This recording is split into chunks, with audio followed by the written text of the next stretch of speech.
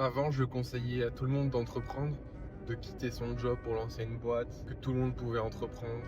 Et en fait, plus j'avance, plus je réalise que non, que l'entrepreneuriat, c'est inné. On est entrepreneur et c'est très compliqué de le devenir au fur et à mesure. Tout simplement parce que c'est une volonté intérieure, c'est être différent, c'est penser différemment, c'est avoir un mindset complètement en inadéquation avec les schémas traditionnels. Et en fait, ça, on le ressent de l'intérieur depuis le début. On sait qu'on va faire de grandes choses, mais on ne sait pas d'où ça vient. Et plus on avance, plus on comprend que c'est via l'entrepreneuriat. Et pourquoi aussi je déconseille aux gens de ne plus entreprendre? C'est tout simplement parce qu'ils ne sont pas prêts à faire les sacrifices nécessaires. Et quand je dis sacrifice, c'est pas juste dormir 1 heure de moins par nuit. C'est par exemple ne pas être payé au début, toujours croire en son projet malgré les difficultés que les gens vont rencontrer. Et en fait, c'est plein de choses comme ça qui, à terme, font craquer les gens.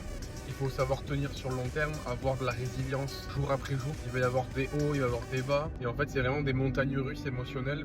Et je pense que les gens, ils sont pas préparés à ça, surtout en France. On reste quand même dans un confort permanent.